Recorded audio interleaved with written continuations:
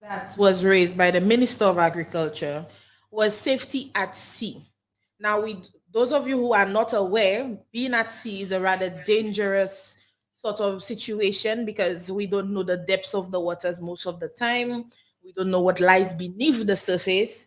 And there are all sorts of complications that can possibly occur from engine failure to any other possible thing, bad weather just coming on all of a sudden, getting lost at sea.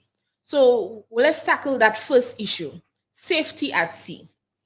Okay, let me just say that I'm not speaking on behalf of the fishermen because they have their own cooperative, they have their own representative. I'm with the SMMA, but the SMMA and the fishermen we work collaboratively. We work together, and since I was at the meeting, it's a pleasure to share. Yes, that issue was raised at the meeting, and it is becoming a very regular occurrence in St. Lucia, where fishermen go out to sea and they do not return. Just recently, we had two of them who were saved by a passing boat, and then up to now in Soufriere, we have two fishermen who have been lost for, and they have not been found. So it's a problem. Whereas uh, recently, as of last year, thereabout, fishermen were given equipment, GPS equipment, and compasses, and so on. Apparently, either they are not able to manage them properly, or operate them properly, or that they have gone too far and cannot make contact, or the link at some point in time here is interfered with or is not operating well.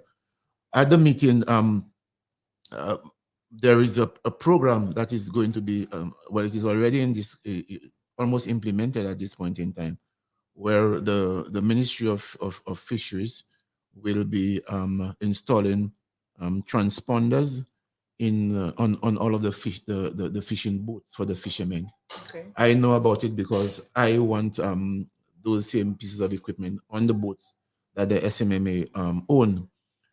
Basically, just like a plane has transponders, so you can tell exactly where the plane is at any point in time as you're approaching the airport.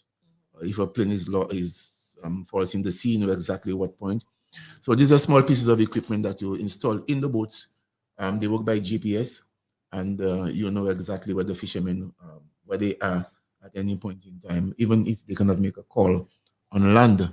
But you will know once you have not seen them, you'll be able to track them and send a rescue team to save them. Okay. The GPS you mentioned that they initially were issued.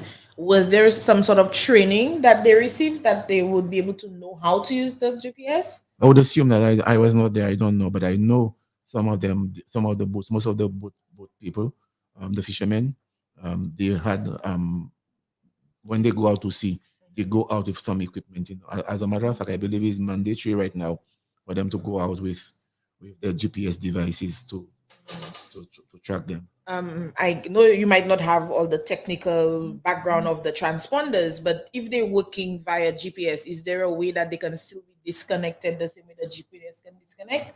No, just they work through satellite. They Oh, work okay, so that's the via satellite. difference. Yeah. Okay, so the transponder will be more accurate. Yeah, it's not like we're depending on GGCell or on Right, flow for right. the repeaters or the transformers Okay, on okay. the Well, that hills. would definitely be an asset You know, these are to the satellites. fishermen.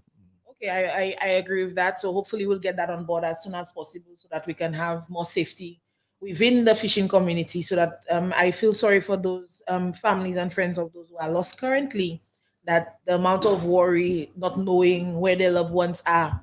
So that would definitely be an ease on the fishing community if they could be able to locate any vessel at any point in time so that we can assure that we know where our fishermen are.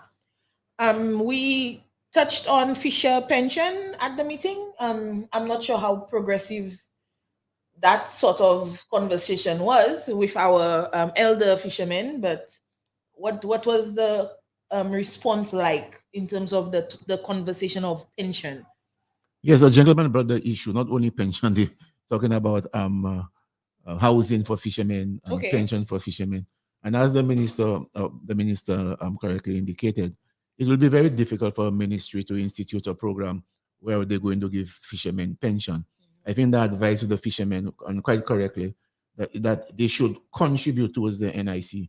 And once you contribute for a number of months, I can't remember exactly how many months you contribute, then you become entitled to get your pension at age 65. So that is what it was advised to them. Now, I just want to say that not only fishermen are in that situation, all self-employed people, the joiners, the carpenters, the contractors, the minibus drivers, the farmers, the taxi drivers. These people, they work and they get the money and they pocket it and they don't make a saving. And I can tell you, once you pass the age of 50, you're more regular at the doctor's office, and therefore there is a cost associated with it. The little savings that you may have made will not be sufficient considering the cost of medical care throughout the world and in St. Lucia also. So the advice is for these people I just mentioned who are self-employed working on their own is to make your own contribution. You do not need to have an employer to make the contribution for you. So if you're a taxi driver, at the end of the fortnight or the month, you earn $1,000, you can just take $100 and go to the NIC and pay your NIC. I know one taxi driver, he's an old man now, and he's no longer doing taxi service, and he's over 65. I'm certainly sure he's getting his legal pension because I know for a fact, religiously would go and put something on his, and even though it's $50. So we have to really educate those persons and let them know. Instead of the government will never put a program to give fishermen a pension. If you do that, then you have to do it for farmers. Then you have to do it for the taxi drivers. And you have to do it. You have to do it for everybody who is not in the. As a matter of fact, government has stopped employing people with a pension. New persons who come in either as a teacher, as a policeman, in the public service, you pay your NIC. Yeah. So government, but people like me, at the time, there was a government pension. And over a period of time, that will be phased off. So government will not have, because the government's contribution to the payment of pension for public servants is per year is almost $60 million. It's a lot of money being taken off of government to pay people on pension. And that is why I think it's about maybe more than 15 years ago, they stopped. When I was a principal at the school, new teachers were coming in. They were not on that pension plan. You begin to pay your NIC, and NIC will then pay your pension once you reach the pension age. Right. Well, I'm hoping that those of you listening who qualify under self-employed are paying your NIC dues, whatever amount it may be. Try and be as regular as possible. I know with COVID and this job situation that things are a little bit dire, but hopefully if you had already been making contributions prior, it might still count, because I think there's a bit of a period where they understood, okay, COVID caused lack of incoming funds. So hopefully that some of you can be prepared for when you enter the pension age, that you don't have to worry too much about what you're going to be doing, because you're not getting a pension, but you'll be getting something from NIC at least. So we did cover that there are two fishers still lost at sea. We are commiserating with their families and friends, and we praying for them and for their safe return. So we hoping that this is something that when they are found, that you can encourage all fishermen to get their affairs in order when it comes to planning for the future, planning for pension, get on board with NIC. If there are things you are unclear of, there are several persons you can come to within the community that can assist you and direct you on the right path to get you sorted. Okay, so we know that the fishing sector, the farming sector, anything that has to do with food is something that is important in our society. So, Mr. Dasa, how important do you think that the fishing sector is? I know you're with the SMMA, so you're more closely linked than I am to that sector. Well, my relationship with the fishermen is relatively new, but I can tell you fishing is critically important for the survival of any community, because fish is one of the best source of protein for the population, and therefore the role of fishermen and the importance of fishermen cannot be underestimated.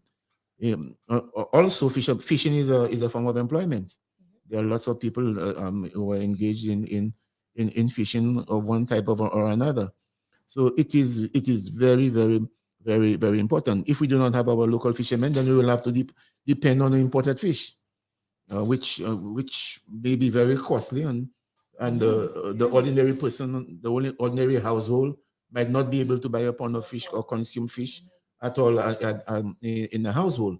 So they are very, very, very important. And the gentleman made the point that it would seem that government after government, they seem to be putting more emphasis on farmers than fishermen. Whether that is true, I am not too sure. But they are saying that farmers get all kinds of assistance. They get support with fertilizer. They get with pesticide. They try to get markets for them. But fishermen, they claim. Although I am aware that fishermen, they are not paying the how do you call it, the charge, the duty, the gas tax. They're not. I thought they were. No, I believe it was waived. I'm not too sure. That we'll have to verify that. I think somebody mentioned that at the meeting. So there was a 150 which was going to be reimbursed to them after some point in time. That has been there for some. It was there for some time. I don't know whether it has changed now. But the problem was that they were not getting the reimbursement. They were not getting the monies coming back to them. I remember the Viewfort fishermen crying out foul over and over and over again during the last administration for the little rebate. That's the term, the rebate, right. The gas rebate. So I don't that government did that for them. And look, we are now hearing that they're going to be getting those transponders to help them with the safety. There is training for them. They have been providing training for them. And the other thing is Soufriere fishermen, they depend quite heavily on the use of the FAD, right. Right. which is the fish aggregating device. Yes, and whereas the government doesn't have a policy to put it for them, but many of the fishermen, they have gone around. I know Sister Emma did she contributed a FAD. One FAD is about $6,000. Yes, I saw. I think it was Mr. Aquinas who brought it to the attention that it's the cost of getting the FAD into the water. Yeah, is cost at least $6,000, because I observed the process at the last launching, and you have to hoist it up with a crane, put it onto a truck, drive it down to the port, and then hoist it from that truck back onto the boat. So it's paying for the cost of that alone is a lot. So I think there's an account. The problem with the FAD is that they're not durable. Yeah. Because you have these big ships, the container ships and the cruise ships. They navigate along the area where the FAD is located, and they cut the tires. And they cut the rope, and then it's maybe after. I remember somebody was saying at the meeting that they had just installed a FAD, and a few weeks later it disappeared. It disappeared because my advice to them was liaise with SLASPA. And SLASPA, because I think that was done the last time, and it still happened. They were supposed to give them the coordinates. SLASPA was supposed to give them the coordinates in advance, where they would be able to secure it, and there would be issuing to incoming vessels that this coordinate was to be avoided, so that they would not do that again. So I'm not sure where the lapse of communication happened, if it's between SLASPA and the incoming vessels, to let them know where they had issued the FAD so that they would avoid that area. I'm sure that was said at the launching the last time. So I'm not sure where the lapse happened, if it's between the coordinates that SLASPA provided, if they were not followed accurately, or if it's that they did not tell incoming vessels that these are the coordinates they're not supposed to go by. I'm not too sure what happened, but what I can tell you, you can give the coordinates, just like we have planes all over. They never bounce with each other. Exactly. Because you know, a plane is coming at 18 degrees latitude, you have to stick to everything below 14 degrees latitude so that you avoid touching that plane. So there's supposed to be that sort of communication. Well, so that's what the fishermen must through the representation, communicate with fisheries, the Ministry of Fisheries. Fisheries will communicate with SLASPA. SLASPA will then put the alarm out, sending notices to all boats sailing, traversing our water, our waterways to take it. Do not go through GPS 0.334, whatever the coordinates are. Yeah. So that's one way of controlling it. But I made a promise to them. I told them as soon as the SMMA gets on its foot, because I hope we have some time to talk about the SMMA. Of course. Once the SMMA gets back on foot, we are making a commitment to the fishermen to install a FAD for them. Okay. The other problem they have with the FAD is that you find some of the leisure boats they want to take the visitors to the FAD. And the very but you can't see the FAD is not really above ground. The FAD is not above ground, sorry, above the water. The FAD is below at the depths. So how can they take people to the FAD? They know, number one, they use their GPS to locate it. Number two, there is, how do you call this, a floating, some floating object, because that's how the fishermen know where it is. And so they go to that area, and it causes conflict. So you have conflict between tourists and the fishermen. Right. Not only that, once there is a FAD, and if it's the Soufriere fishermen who put the FAD, you have fishermen from Dennery, from Miku. They all come in there, and you have had conflicts, right, in the area of the FAD. So these are things that need to be resolved, and I hope that the fishermen would come together and work it out in such a way that it doesn't create more havoc. It's interesting that the one FAD in one location has to be the one draw for so many different fishermen from different areas. Because I understand the whole point of the FAD is to get all the fish to accumulate in one area so that it makes fishing easier. So I can see the draw for other fishermen, but is there some sort of owner's rights in the water? Is it not international waters or anything? So we're supposed to be able to own what we put in our waters, no? No, the thing is, as rightly said, it's once you put it in St. Lucian waters, anybody can use it. There are no restriction. There is no ownership to it. It's a facility that can be used for anybody. But just that those who do not contribute, right, putting it there, they go there. Because $6,000 is a lot of money. Yeah. So that is where we are going. I promise the fishermen that, but we have to get our foot. We have to get the SMMA back on track first before we can do that. I want to get through the rest of my questions as quickly as possible so that we can get into the meat of the matter with the SMMA. I want to touch base a little bit on getting young people back into fishing. What do you see for the future of fishing in Soufriere? Well, what I see is that the older folks, the older fisher folks are disappearing. Elwin is no longer going to sea. The older folks on Barron's Drive. And there are a few young guys who go out to fish, but it's more like a part time for them. And the other thing too is that the fish stock has depleted. Right. And so it does for most of them. They see it has not been profitable. You spend $600 to go for gas to go out there to fish, and you come back, and when you come back, you can barely make the $600 you pay.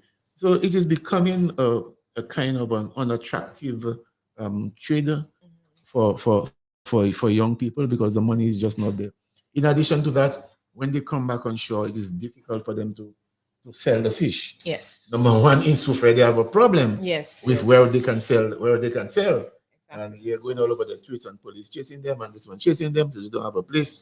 And although they have the complex is no longer a viable place for them because people don't really go there and say, I'm going to buy fish. Let me go and see what's happening by the complex.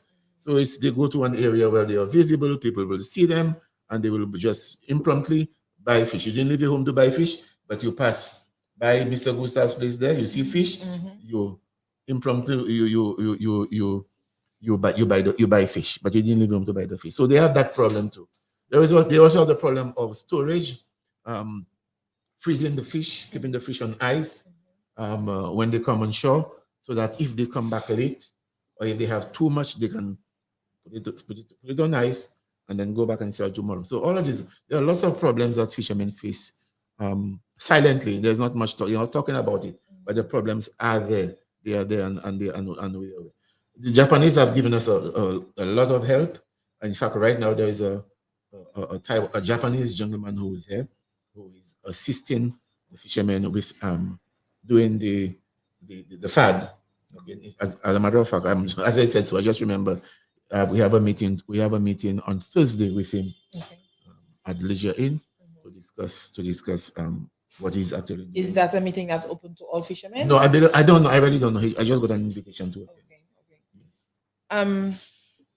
Well, I have given some thought to that issue of how they can sell the fish in Soufriere, because I can't get the image of that video a few months back of the guy being arrested while selling his fish out of my head. And I was thinking, we have certain gentlemen out and about in Soufriere who don't have a typical 9 to 5 job, and who are loud, who are capable. They can be town criers without even having a loudspeaker. I was thinking, is it possible to give these persons a sort of a job, or a sort of a task to go about on the days when if we set up that, okay, there's fish at the fisheries today, there's kawong, there's tuna, whatever there is at the time, and you give this town crier to go about from as early as possible and spread the news. There's this fish at the fisheries, $5 a pound, and have him go as far as Fosse Jacques if needs be. Just spread the word so that people will come out to buy. Well, that's it. We are in different era. Remember the time when we used to go and stand by the sea and wait for the boats to come in? Yes. That's no longer there. That's no longer there. That's no longer there. You go to the supermarket and you get fish.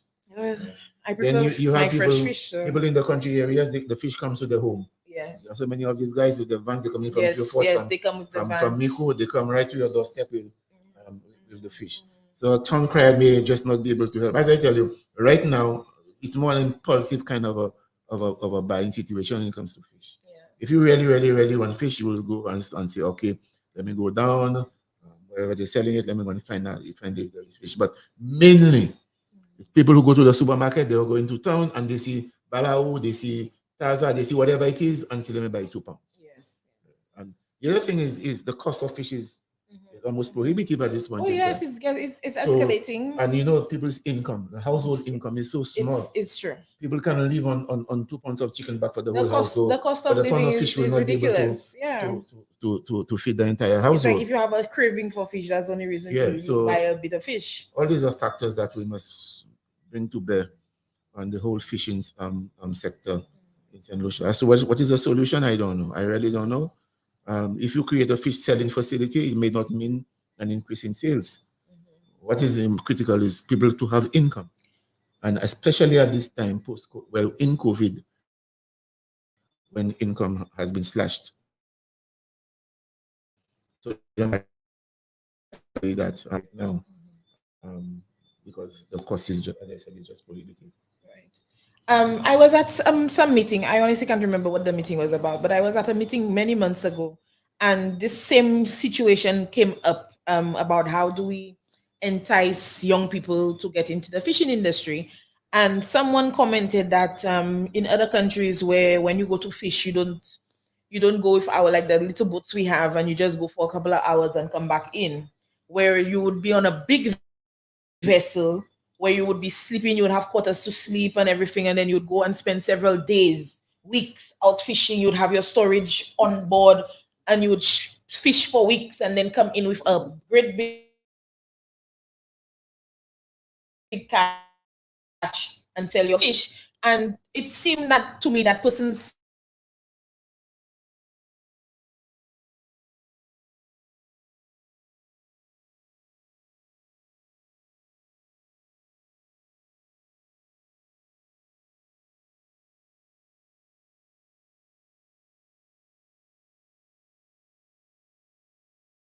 and they were more interested in that. So they're the kind of persons who they go out to sea for weeks on end. So they would have the sort of know-how of what the ships would need or what kind of a ship it had to be. So do you think that that's something that if we could make it happen, if we could get a vessel for Soufriere where if it's, let's say 10 persons, a 10-man crew could go out to fish for a month, do you think that that's something that would interest our young people? That has its pros and cons, because everything does, if you go out there and you have 2 of these boats, the fellas are fishing for a week and then come back. When they come back, you have an abundance of fish. which would mean that the other fishermen who cannot go out and fish, you dislocate them right away. Right, that's problem, true. The other problem is that these vessels are costly, very, very, very costly. Then the other issue is the market. When you come back, the fisheries complex in Castries, remember they were taking people's fish before also, and they were not getting money for it. The hotels were buying the fish from the complex, from the cooperative in Castries, and fishermen were clamoring for their money because the hotels were not paying on time. So it's a whole gamut of different factors coming to bear on the whole fishing sector. As to what's the way out, I don't know. I don't know whether fishing will change. I don't know. But fishermen must not. We must not begin to focus on inland fishing like ponds and growing tilapia, like shrimps and so on. Right. Aquaponics. That is more. That will be more viable. And as I said, the Chinese, the Japanese, some and the other big countries. I watched a documentary on television, and the fishing vessel has a net that can spread probably half a mile across and almost a mile long. So when they haul it in, they just stick. Now, when you have that massive kind of fishing, you deplete the stock rapidly. Right. And then the marine reserves throughout the world in Australia, the marine reserve, the grand, how they call it, I can't remember the name. They're all drying up because of climate change. You said in Australia? Yes, there was a massive marine reserve area where fish would spawn and fish would breed, and you get younger fish and fish would reproduce and you get more. But all even around Soufriere, if you go by PTP, all the coral there just turn white. They die because the water, seawater is too hot. It gets too hot. Oh wow! It's too hot. Plus, climate change is so real, and people just blind to it. Plus siltation. When we have heavy rains, all the silt come. When they go in the sea, they choke the coral, and it's a whole host of issues. Right. I think there was also talk of some importation of sand at Sugar Beach. Well, what somebody said at the meeting was that Sugar Beach brought in some white sand and laid it over the black sand, because all the beach is on the western side of the island. Black sand. Sand. Those on the other side is white. And that sand is so fine. I think it came from Ghana. The sand is so fine that when it goes into the sea, it is going straight into the coral reserve. And just clogging it up. Yeah, to the marine reserve, and you just clog it, just choking them. So we have the guys from the SMA, and some people don't know that. These guys go out down there with the tank on their back. And what they do, they go with their hand and they fan the dust. And sometimes almost like they're janitors for the coral. Yes, that's what that's their hope. That's what they do. People don't know that. Like butcher, these guys are working extremely hard. These guys are doing a valuable job for the fishing sector, and the fishermen don't know that. They take the risk. They put the big tank on their back early morning, rain or shine, and they go down there. And they drill holes in the rocks and they plant coral. To resuscitate it and revive it. Because without corals, you're not going to have fish. We won't have the ecosystem for the fish. You're not going to have fish. Right. So when you on one end you have this how they call it, this mass kind of a fishing operations, and on the other hand, where the ecosystem for the fish to thrive is being depleted, there's an imbalance. You're taking more fish out of the oceans than you are putting in. And I remember I up to now I like fish eggs. When you eat fish eggs, you know what you are doing. Oh my God! You don't know what you are doing. Yeah. The fish eggs are the younger. It's the young of the fish, because I think there's a law for the lobster. If you get a lobster with eggs, you have to put it back in. Precisely. But there's no law for the fish, because you won't know it has eggs until you cut it up. Precisely. So when somebody comes, you do one. Oh, and I love fish eggs. I cannot say no. So that means that that's millions of fish that So my got God. destroyed. So that's why it's a delicacy. Yeah, you're not still flying fish again. Right. Because people monter, mais c'est volant. So quand manger c'est volant, mais l'on manger c'est volant. C'est tout ce type de choses volant de faire à manger. Right. You know. So that's so true. And I've never thought of it that way, in all honesty, because That's I how love it the is. fish egg the same way, but I've never thought of it in that manner, and that's that how, you're depleting the sea of fish yeah, eventually. that's what you're doing. I used to eat so much fish egg as a child. Now I probably wouldn't be able to afford the same amount of fish egg I used to eat.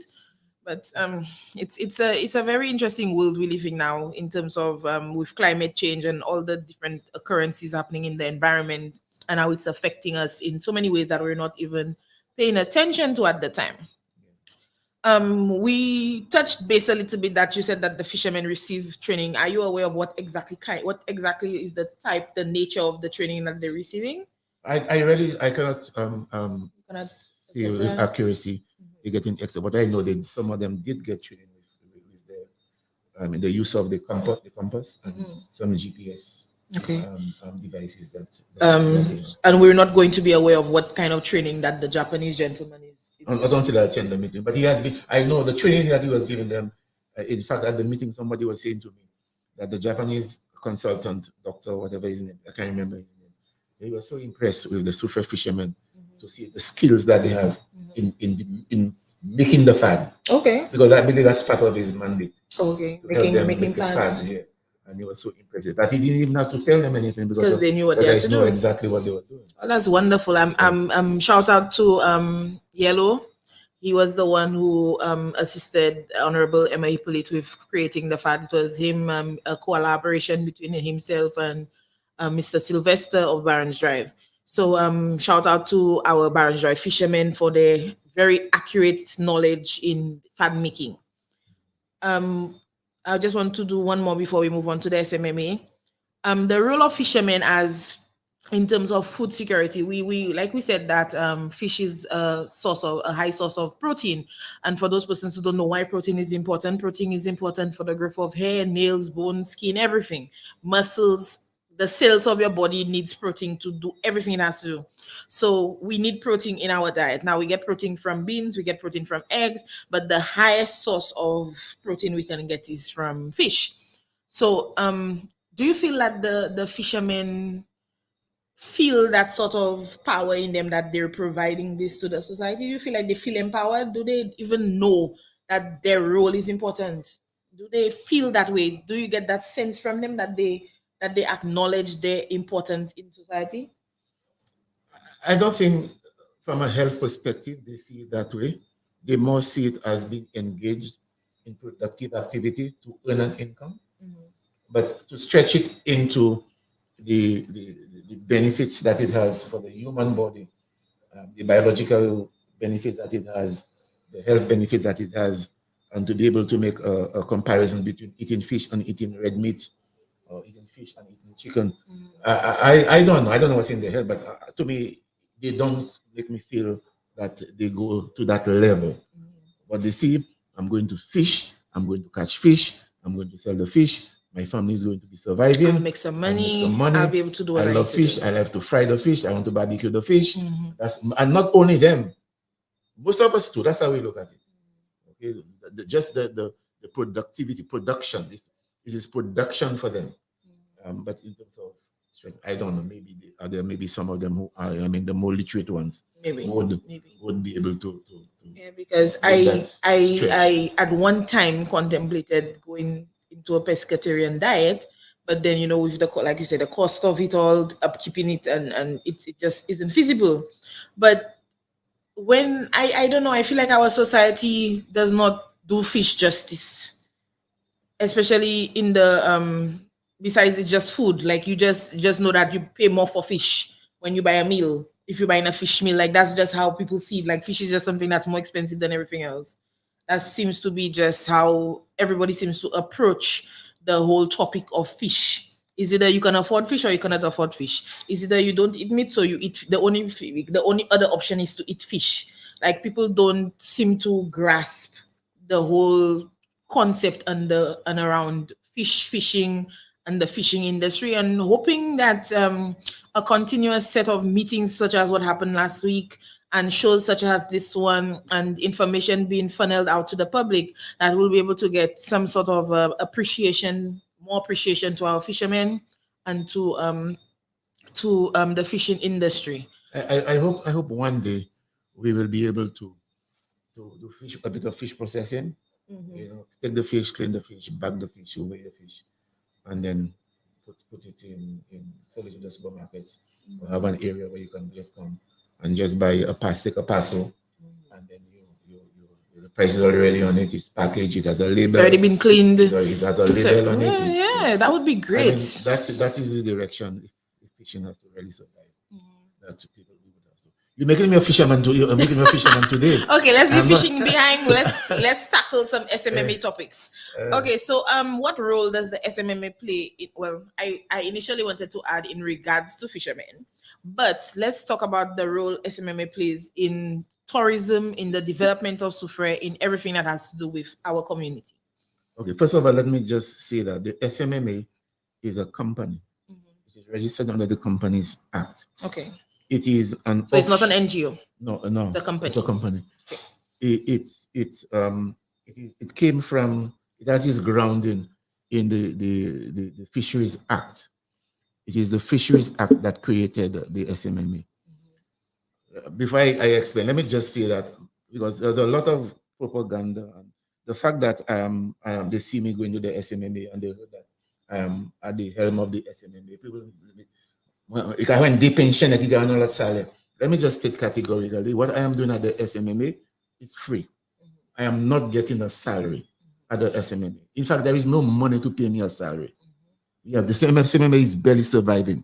At a board meeting, I told the board members that the SMMA is in such a crisis that we cannot afford a manager. The last manager who was there, we owe him salary for the last 3 months he worked. The accounts person who was there, we owe the accounts person for another 3 months for the last 3 months they worked. So I cannot come in there and get a salary. Board members get $150 for a meeting. They give the chairperson $600. That is all. So I'm going there every morning or whenever I can. I put things in place. A lot of issues that must be raised. The legality of the organization itself, I'm trying to restore. Because as a company, there are certain obligations, your legal obligations that you have. You have to do your accounting, audit statements. You have to every year report to the Register of Companies. So that's what I'm helping them to do. A lot of monies were out. People want to come to Soufriere. They don't want to pay. They don't want to pay the foundation. They don't want to pay the SMMA as though they can just do what they want. Do what they want. So I'm trying to restore, to try and get that going. And so far, we have, as I said, we have some guys working at the SMMA. And these guys are just skillful in what they are doing. And nobody knows that. Nobody has ever spoken about them. Guys like Butcher and Kajafi and I can't remember the names of all of them. These guys are good at what they do. And the community must know. And that is why I'm trying to get somebody to be a liaison person between the SMMA and the community. Okay? So it's a company. And as a company, we are allowed to generate revenue to maintain. We have about how many? 9 and to have about 11 persons working there. Okay. That's 11 jobs. We have 2 boats. One is down and is not, and it needs an engine. We have a whole set of tanks for the rangers to go down and under the water to clean the coral and to do other things. We have a compressor. I believe that a brand new compressor I found there to fill in the tanks. It's not oxygen. They told me the name of whatever it is that they put in it. It's not oxygen tank, okay. But oxygen tank. I was told you. That's when you die. So all of when you dive deeper, I'm learning. Yes, I'm learning. Yes. Well, all of us are learning right now. Yeah. So yes. So that is. So there's a different type of air for them to use down so there. So that in a nutshell is there was a board. The board is defined in the act. It says permanent secretary in the Ministry of this, permanent secretary, Tourism Association, Soufriere Foundation, Soufriere Taxi Association, Divers Association. About 10-11 organizations constitute the board. Okay. And I chair the board as the president. As the president. So I chair that board. That's all I'm doing. How do we raise revenue? there is a charge for snorkeling. If you want to go and dive in the marine area, You have to pay. You pay, I think it's something like 3 US. 3 US. Yeah, 3 US, I believe, per person. Per person. And that is how the SMMA survives. But our person's paying the money. That is the problem. That's they the are not problem. paying. If I tell you that the SMMA has over $800,000 out, you wouldn't believe me. Oh, I would believe you. I would believe you, because I was just about to ask you, the tour operators, the persons like the agents like Cox and Company, they have I don't know if they still have it, but they had a boat tour that used to come to Soufriere from the Marigot. And you would come to Soufriere from Marigot, you would stop, you'd go to the Sulphur Springs for the tour, you would go to Montgomery Barrel to have lunch or do zip lining, whatever you do there, and then come back, and then they take you to Ansimame to snorkel. Or at least that's what they advertised it as. I remember they don't give you any kind of typical snorkeling equipment. You don't have a tank, or you don't have a full wetsuit, and to say you're diving off and into any deep kind of water, and to say you're in the corals or anything like that. But you're in the water with a little mask on and a breather, and you're splashing around. But I remember bringing it up very recently after the recent fisheries meeting, and asking whether or not the actual snorkeling, don't you have to be trained, get some sort of a little bit of education, like you cannot come up too fast or something. I think there was some sort of training you're supposed to get before you actually snorkel. But then I was saying, but wouldn't there be a fee attached to that? So if there is a fee to get the little bit of training, if it's in the hour before you snorkel or whatever, and then to rent the gear, because you're not coming with your own snorkeling gear, and then to actually view and access the SMMA and the marine and the reefs, there should be a fee attached to all three aspects of that. So if they're not paying that, I can definitely believe that they're owing the SMMA that much money. You see, the snorkeling is different from the dive. Snorkeling is just when you stay above the water with the little breather. But what happens is, like Anshasna is doing, before you take a team or group of people out, they have what they call it, a prep talk. They give them some guidance, some a rapid course, so that they do not get they do not go too deep and come up too fast and get the bends. So they do that. They also do it on the boat, and the dive companies, the snorkeling companies, they also have guides diving together with the group. So that is how we make our money. What I want to introduce, in fact, I'm working with a lawyer to put into law that every person on every vessel that passes through the marine area, and then the marine area used to be from Ascochon to Asivoin. Right now, it is from Roseau Bay, because there is the SMMA and there is the CMMA. The CMMA is the Canneries Management Area. Okay. So they have extended from Ascochon all the way. And then probably one of these days, I have all the maps and everything, because right now we have a gentleman here in St. Lucia who is putting the boundaries. So this area is a fishing priority area. This area is a marine reserve. This area is for multiple use. Multiple use means you can dive there, you can swim there. It's like behind the cemetery. It's a multiple use. Right. Then you have areas that are I said fishing priority, multiple use, marine reserve. These are the three main areas. So what they are doing right now is to make it Google friendly. Okay. In other words, you can go to Google and find out which areas is safe for you to go to different things. So that is what we do. We manage the entire area. So if you come from Cashes and you come into Soufriere, you must pass through. So everybody on the boat, we are asking the boat operators to collect $1 US from each person. $1 US from each person. And if there are persons on board the boat who want to dive or do the snorkeling, they pay an additional $3 US. That is what I'm trying to put in place, but we have to put it into law. Exactly, because so otherwise they can just not do it, and then tell you they didn't do it and they don't have money. Yeah, no, they don't have the right. Right. But I want to go even further than that, and to say to those operators, look, if you are not going to cooperate with us, we are going to play it hard and fast. If you refuse to collect, because the money is not coming from your bottom line. If let us say you're charging 20 US per person on your boat for a day trip, we're not asking you to take 1 US from it. What we are asking you to do is to increase your price by make it by $20 to $21. $21. And if that person is going to dive, they pay $24. Well, if the person is so going you to, still collect your 20, and then the $4 or $3 goes to the SMMA. And then you pass it on to us. But they're collecting some of them collecting it, but they're not giving it to us. And so what we are doing, we're working with SLASPA. And what we are asking SLASPA to do is before they renew because every one of them must renew their license every year. So before they renew their license, ensure that they get a letter of good standing from the SMMA, a letter to say that Mr. So-and-so, you don't owe the SMMA. If you're owing the SMMA, you will not going to renew your license for you.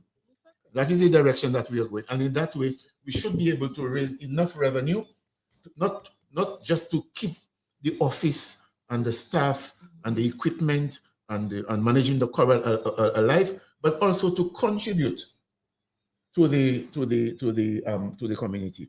One of the things the fishermen raise is, can the SMMA make a contribution towards NIC for them? Of course, that can be done.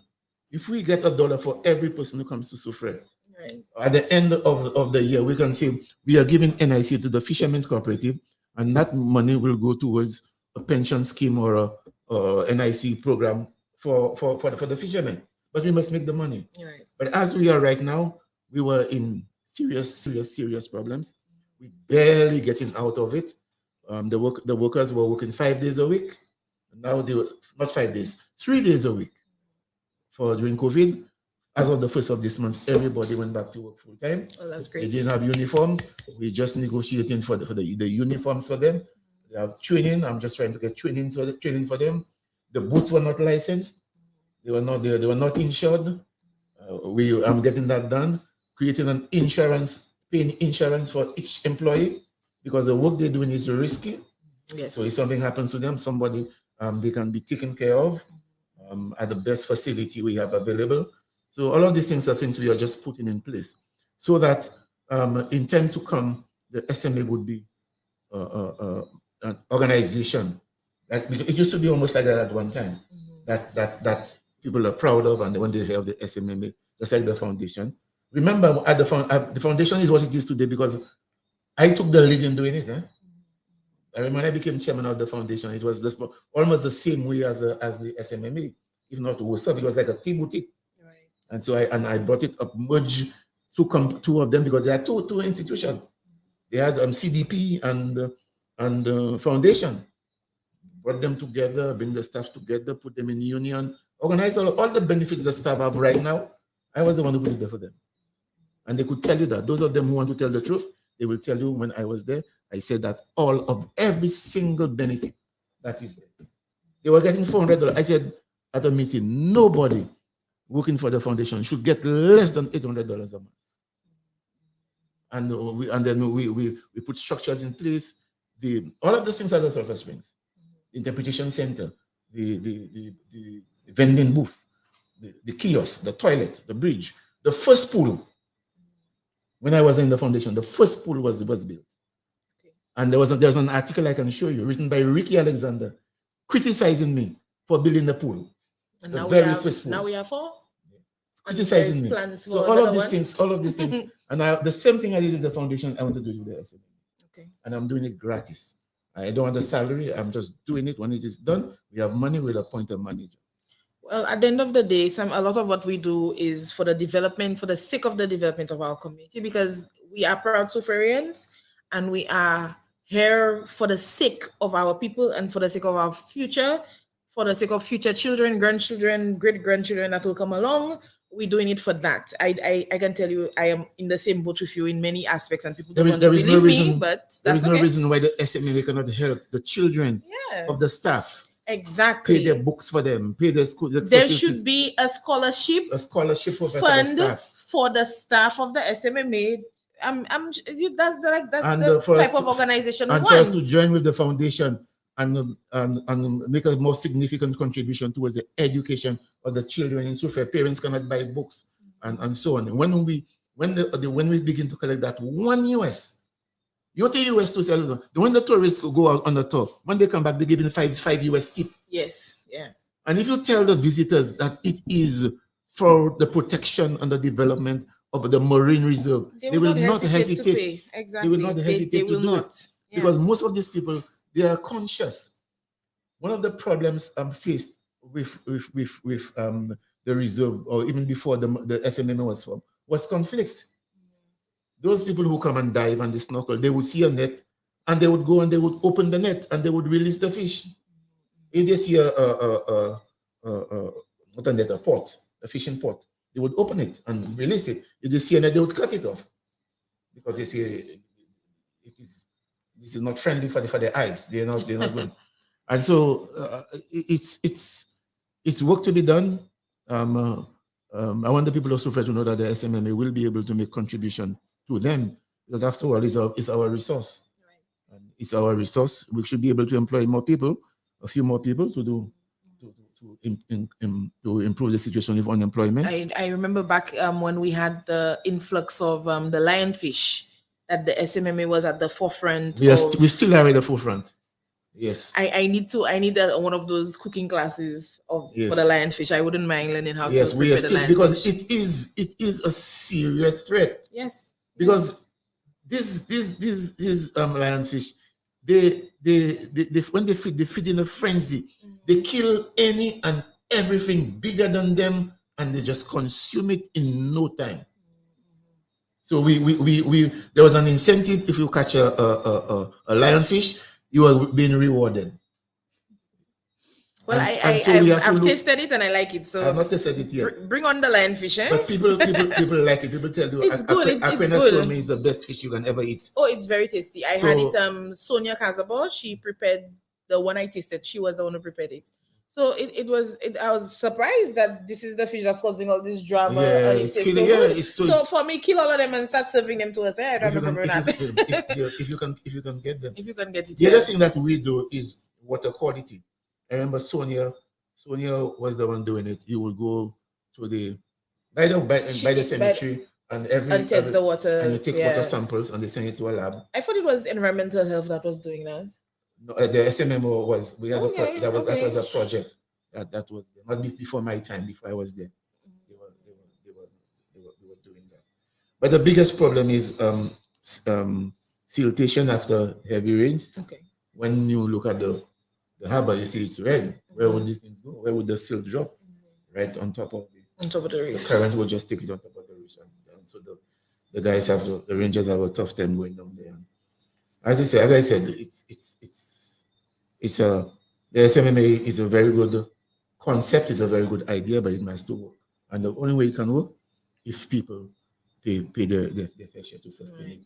Do you have any friction with fishermen in terms of fishing at the reef? Yes. As we speak, we have 2 nets. Because when the SMA started, the fishermen were told gill nets. These are the nets with the small holes. So, c'est petit prestement. You bring them on shore, and you can't even sell them because they're so small. You can't even sell them. So they don't. But what you have done, the life cycle of the fish, you've ended it, because that little fish has not spawned. It has not had young others. It has not laid. Has it eggs and generate more fish and so on. It has not done that. So they banned that. They paid all of the fishermen with a gill net. They paid them. In addition to that, they paid each fisherman $400 a month for about a year, because they were dislocated. Okay. Because they told them, you cannot go and put your pots there, you're going to do this, you're going to do that. What is happening now? They are coming back with the very same thing right in the marine reserve. So we have 2 nets right now.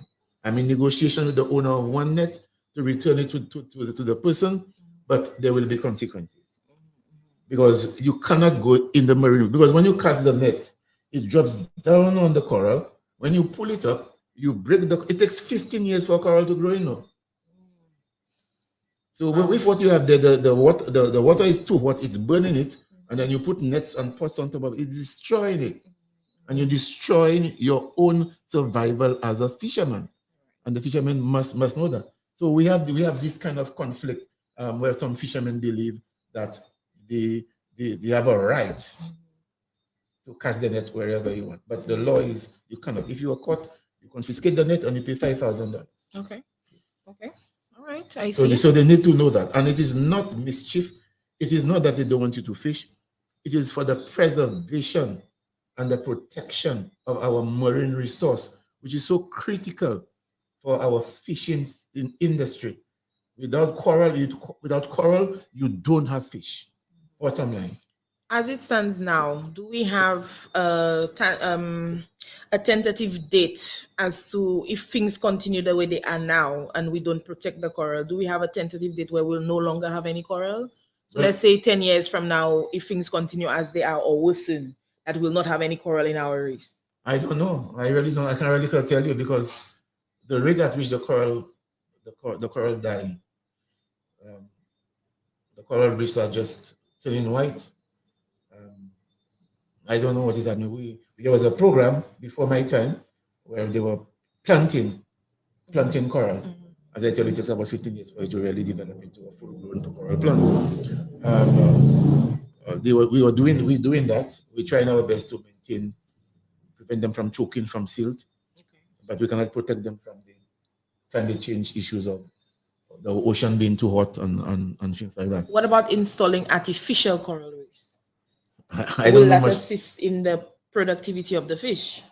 I don't know. I really don't know. That's a scientific thing. I'm not too cool. Because I saw it somewhat on the Disney Channel many years ago. I know. Yeah. I was wondering if that's even viable. I don't know how friendly that is to the fish. I don't know. Okay.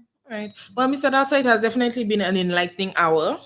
And I tried to avoid doing any sidetracking so that we could have as much time as possible. But unfortunately, our hour is already up. So I want to thank you for coming on the program and definitely illuminating all the issues between fishermen and between the Soufriere Marine Management Area. And now we know that there's a Canaries Marine Management Area. So it has definitely been eye-opening, and I hope that it has definitely opened the eyes of our listeners. So I want to thank all those of you who are listening through 88.5 Soufriere FM and those of you who tuned into Facebook.